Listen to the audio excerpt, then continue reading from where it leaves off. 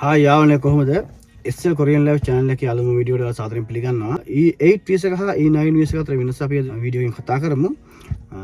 එහෙනම් ඔයාලා ඉස්සලම like කරලා subscribe කරලා channel එකට සමග එකතු වෙලා මේ වීඩියෝ එකට ගිහින් දෙමු. කොරියාවට එන්න බලාපොරොත්තු වෙන නංගිනවල ගොඩක් ඉන්නවා ලංකාවේ. එයාලගේ ඔළුවේ අනිවාර්යෙන් තියෙනවා E9 වීස එක හා E8 වීස එක කියන්නේ මොකක්ද කියන එක. නමුත් E8 වීස එක හා E9 වීස අතර තියෙන වෙනස්කම් මොනවද, මොන වගේ වාසිය අවාසි තියෙනවද කියලා පොඩ්ඩක් මට ඒ වීස දෙක අතර පොඩ්ඩක් සංසන්දනයක් කරන්න අවශ්‍යතාවයක් තිබුණා. එහෙනම් අපි වීඩියෝ එකට ගිහින්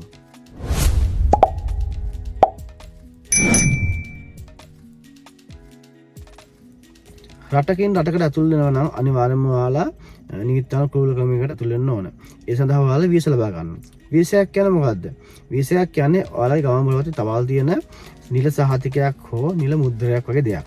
ඒ කියන්නේ ඔයා යම්කිසි අරමුණක් හෝ යම්කිසි කාලයක් වෙනුවෙන් තවත් රටකට ඇතුල් වෙනවා නම් ඒ ඇතුල් වෙන බලාපොරොත්තු වෙන රටේ ඒ රටට ඇතුල් වීමට පිට යාමට රැඳී සිටීමට රැකියාවක් හෝ ව්‍යාපාරයක් කිරීමට ඒ රට විසින් ඔයාලා යම්කිසි අවසරයක් ලබා ගන්න ඕනේ. ඒ අවසරය තමයි ඔයාලට වීසාවක් කියලා කියන්නේ.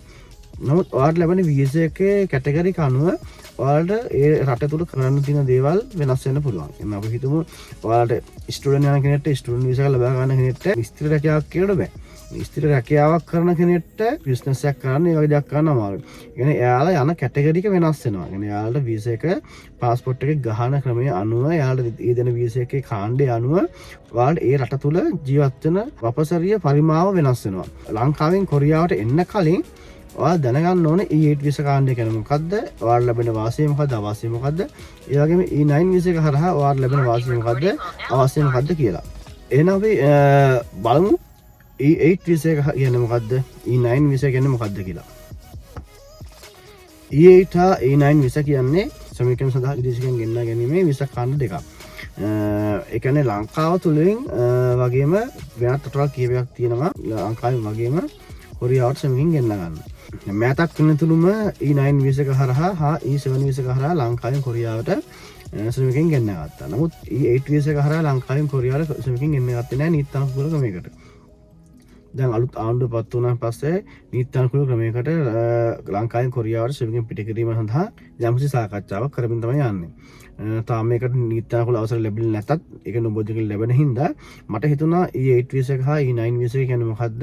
ඒ දෙකේ වෙනස අනිවාර්යයෙන්ම දැනගන්න ඕන කියන දේ මට හිතුණා. ඒ හින්දා මම ඒකයි මේ වීඩියෝ කරන්නේ. E8 වීසා කාණ්ඩය E9 වීසා කාණ්ඩය ඔයාලා ලැබෙන වාසිය මොකද්ද? අවාසිය මොකද්ද? ඔයාලා එන්නේ මොන වටද? ඇවිල්ලා ඔයාලට ජීවත් වෙන්න මොන වගේද? නැත්නම් ඔයාලා හැම පඩිය මොන වගේද කියලා හැමදේම දැනගන්න ඔයාලා ගොඩක් වටිනවා. ඒ හින්දා ඔයාලා වීඩියෝ එක ස්කිප් කරන්න නැතුව බලන්න. E8 වීසා එක හා E9 වීසා එක මොන වගේ පරතරයක් තියෙනවද? මොන වගේ වෙනස්කම් තියෙනවද? ඔයාලට ඒ මොන වීසා කාණ්ඩයෙන් කොරියාවට ආවොත් ඔයාලා ගොඩක් වාසිය ලැබෙන්නේ. ඒ හැම දෙයක්ම අද කතා කරමු. එහෙනම් වීඩියෝ ස්කිප් කරන්න නැතුව බලන්න ඕන. අපි ස්ටෙප් එකකින් ස්ටෙප් එක E9 වීසා එක හා E8 වීසා එක අතර වෙනස කතා කරමු. ඔයාලා කොරියාවට එන්න බලාපොරොත්තු වෙන වීසා එක හා වීසා කාණ්ඩය අනුව ඔයාලට ලැබෙන වරප්‍රසාද බෙනිෆිට් හැමදේම accommodation හැමදේම ඔයාලට වෙනස් වෙනවා.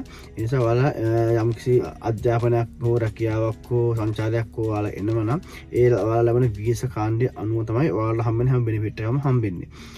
දැන් අපි හිතමු අපි යම්කිසි data card එකක් දාගෙන ෆෝන් එකට දාලා අපි data එක active කරනවා කියන package එක. ඔයාලා active කරන package එක අනුව තමයි ඔයාලට ලැබෙන message call ප්‍රමාණය හා internet ප්‍රමාණය ඒ හැම අපසරියක්ම හම්බෙන්නේ ඔයාලා active කරන package එක අනුව. අන්න ඒ වගේ තමයි වීසා එකත් ඒ වගේ package එක වගේ තමයි. ඔයාලට හම්බෙන ඒ වීසා කාණ්ඩය අනුව තමයි ඔයාලට ඒ රටේ තුල කරන්න පුළුවන් රැකියාව තීරණය කරන්න පුළුවන් අධ්‍යාපනය තීරණය වන්නේ හා ඒ රැඳී සිටින කාලය හැම දෙයක්ම තීරණය වන්නේ ඔයාලා ලැබෙන වීසා කාණ්ඩය අනුව. ඒ නිසා වීසා එක කියන්නේ ඔයාලා අනිවාර්යයෙන්ම වැදගත් දෙයක්. ඔයා දැනගත යුතු දෙයක් රටකට යනවා නම්. ඉතින් කොරියාවට එනකොට කොරියාවේ E8 වීසා එක හා E9 වීසා එකේ ලොකු ગેප් එකක් තියෙනවා. ඒ ශ්‍රමිකයන් ගෙන්නුවට ලොකු ગેප් එකක් තියෙනවා. ඒ වීසා කාණ්ඩ දෙක තුල. නමුත් එන්නේ රැකියාව සඳහා තමයි. නමුත් ආවම පස්සේ ඔයාලට ලැබෙන තියෙන දේවල් ඔයාලා කරන්න තියෙන දේවල් E9 එකයි E8 එකයි ගොඩාක් වෙනස්. E8 වීසා කාණ්ඩය යටතේ හා E9 වීසා කාණ්ඩය යටතේ කොරියාවට එන්න තියෙන ක්‍රමය අනුව ඔයාලට යම්කිසි වෙනසක් තියෙනවා.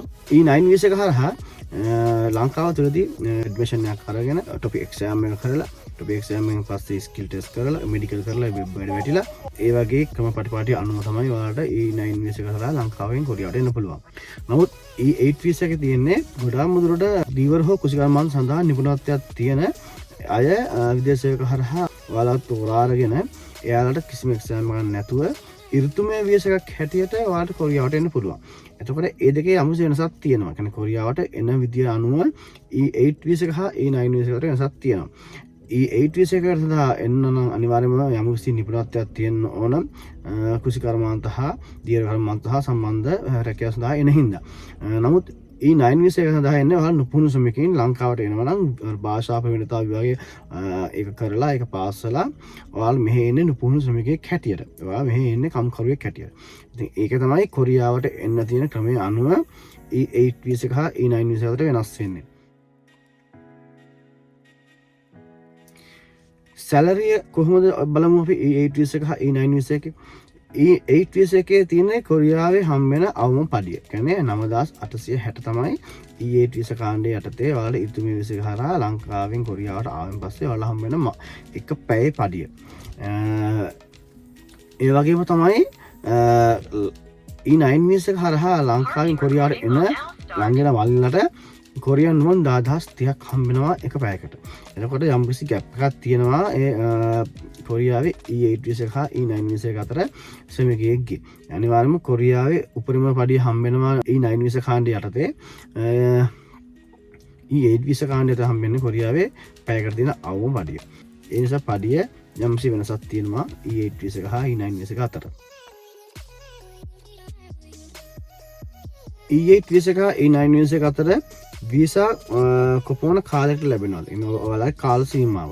E8 වීසා එකේ තියෙන්නේ සාකච්ඡාව යන විදිහට නම් මාස 5 හෝ මාස 8 වගේ කාලයක් තමයි E8 වීසා කට්ටියන්ට එක කාලයක් සඳහා කොරියාවේ ඉන්න හම්බ වෙන අවස්ථාව.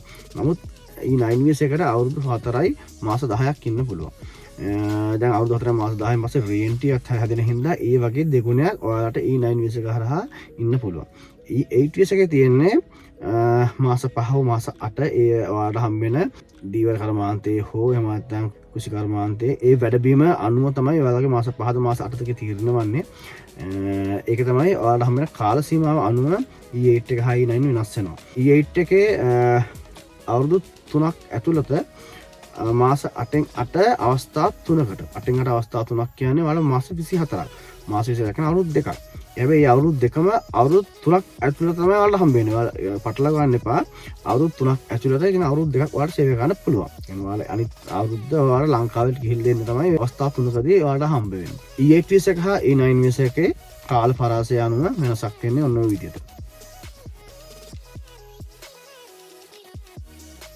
දැන් ඔයාලා E8 වීසා එක හරහා ලංකාවෙන් කොරියාවට ආවොතින් වීසා මාරු කරන්න පුළුවන්ද? වීසා මාරු කරන්න බෑ.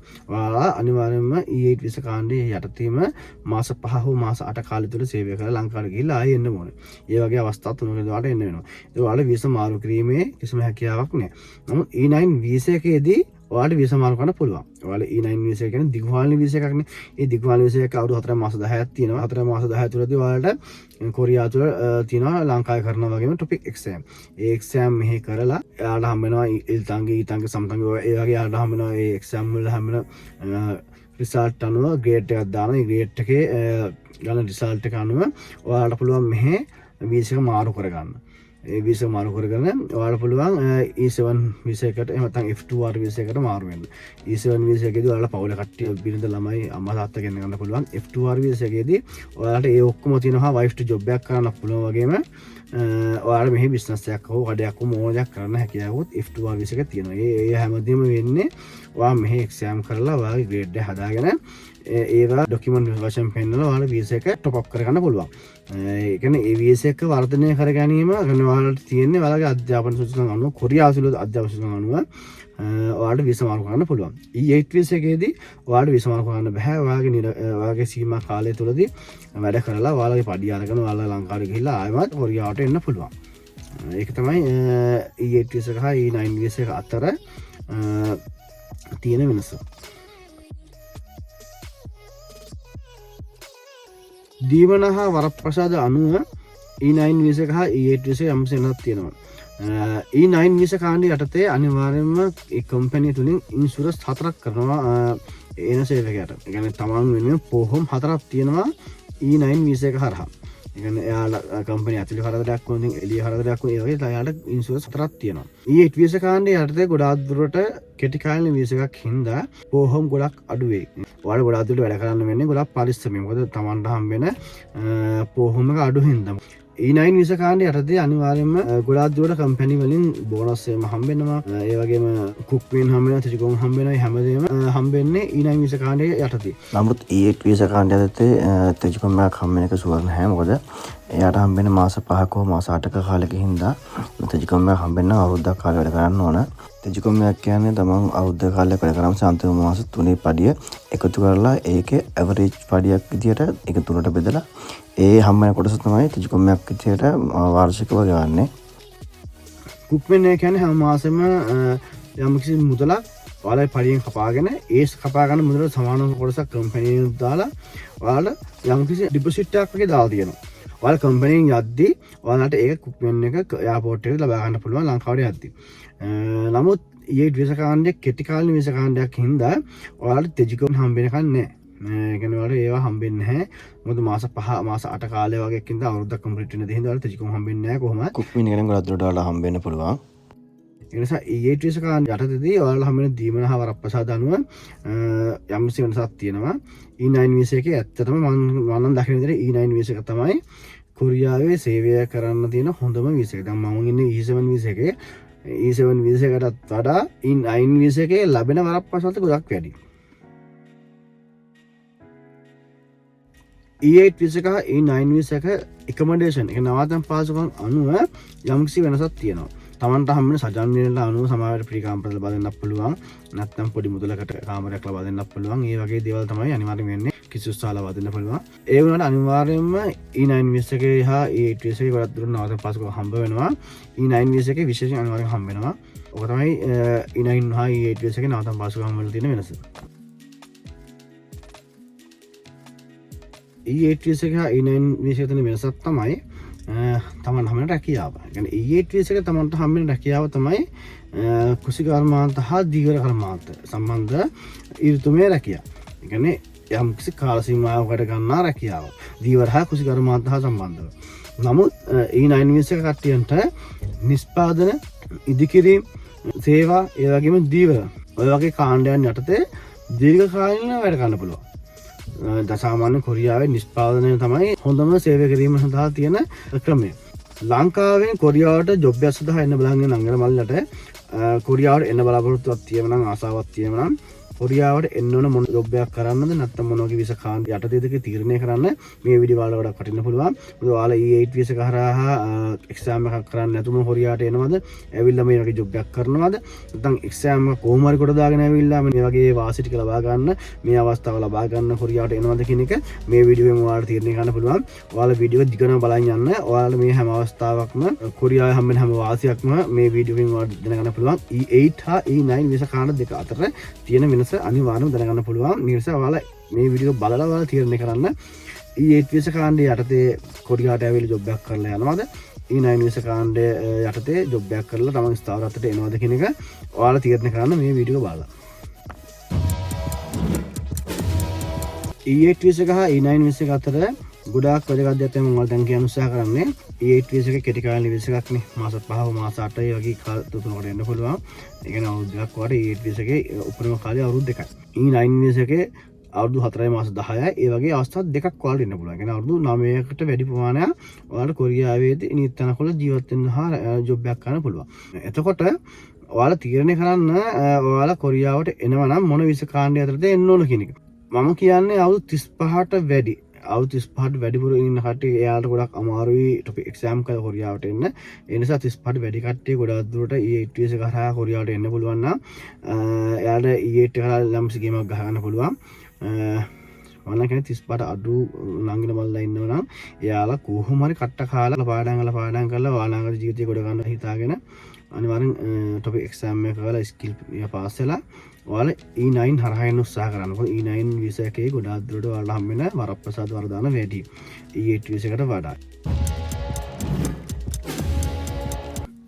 එහෙනම් ඔයාලා E8 වීසා එකේ හා E9 වීසා එකේ යම් කිසි දැනුමක් පොඩි දැනුමක් හරි ලබා ගත්ත එක මම හිතනවා. ඔයාලා දැනුමක් ලබා ගත්තා නම් අනිවාර්යයෙන්ම ලයික් කරලා ෂෙයා හොවරක් දාලා සබ්ස්ක්‍රයිබ් කරලා මට සපෝට් එකක් ලබා දෙන්න. E8 වීසා එකේ තාම අප්රූවල් එක ලැබිලා නැහැ කොරියාවෙන්. අනිවාර්යෙන් E8 වීසා එකෙන් ලංකාවෙන් එන්න ඔයාලට අප්රූවල් එක ලැබෙයි. ඒ අප්‍රූවල් ලැබිච්චම මම ආරංචි දෙන්නම්. එහෙනම් E8 එක හා E9 වීසා එක සම්බන්ධව පොඩි හරි දැනුමක් ඔයාලා ලැබුණා කියලා මම හිතනවා. වීඩියෝ එක හොඳ නම් ඔයාලා ලයික් කරලා ෂෙයා පාරක් දාලා සබ්ස්ක්‍රයිබ් කරලා දෙන්න. E8 වීසා එකට තාම අප්රූවල් ලැබිලා නැහැ කොරියානු රජයෙන්. අප්‍රූවල් එක නොබෝ දිනකින් ලැබෙවි. ලැබිච්ච ගමන් මම ඔයාලට දැනුවත් කරන්නම්. ඔයාලා මගේ channel එකත් එක්ක ඉන්න. මම E8 වීසා එකේ තියෙන සියලුම තොරතුරු අප්ඩේට් වෙන හැම දෙයක්ම මම ඔයාලට කියන්නම්. තාම අප්‍රූවල් ලැබිලා නැහැ. ඔයාලා බලාපොරොත්තු වෙන්න ඉන්න E8 වීසා එකට අප්රූවල් ලැබෙයි. ඔයාලට එක්සෑම් එක නොමැතිව කොරියාවට එන්න අවස්ථාව ලැබෙයි. ඒ වගේම දැන් නංගිලා බලලා දැන් මේ ළඟදී ටොපික් එක්සෑම් එකක් තිබ්බ එක කරා. ඒ කරපු හැමෝටම කොරියන් එන්න අවස්ථාව ශක්තිධාරී වාසනාව ලැබෙන එක මම ප්‍රාර්ථනා කරනවා. මැච් එකක් ගහන්න කැමති, ගේම් එකක් ගහන්න කැමති නංගිලා මල්ලිලා අයියා දක්කලා E8 හෝ E9 හෝ තමන් කැමති ඕනම වීසා කාණ්ඩයකින් කොරියාවට එන්න ශක්තිධාරී වාසනාව ලැබෙන එක ප්‍රාර්ථනා කරනවා. මම නවතිනවා. ඔයාලට සුබ දවසක්.